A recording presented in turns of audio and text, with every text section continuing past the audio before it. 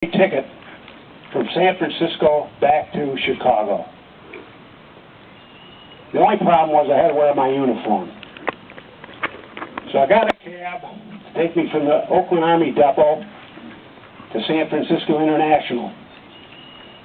And I walked into the airport in uniform. I was greeted by probably 24 anti-war protesters. And they swore at me, and they spit at me, and they called me names. I wasn't naive. I went to the University of Wisconsin before I went into service. We had all sorts of anti-war protesters up there. I was familiar with it.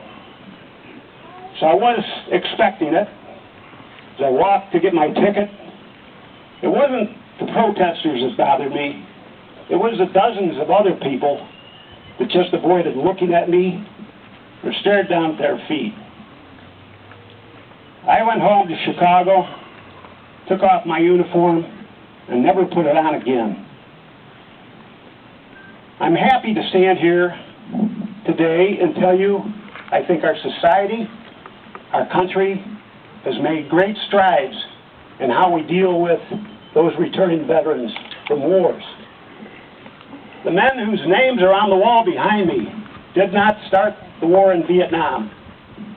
They just went and served their country, and they gave their lives. Wars are started in Washington, D.C., ladies and gentlemen, not in Pecatonica, not in Rockford, not in South Beloit. And that carries over to the Afghan and the Iraqi vets. I would like to think that our experience in Vietnam made it a lot easier for them to come home. And I think it has. I encourage, they haven't started any wars either. They just went and served. Men and women gave their lives in Afghanistan and Iraq.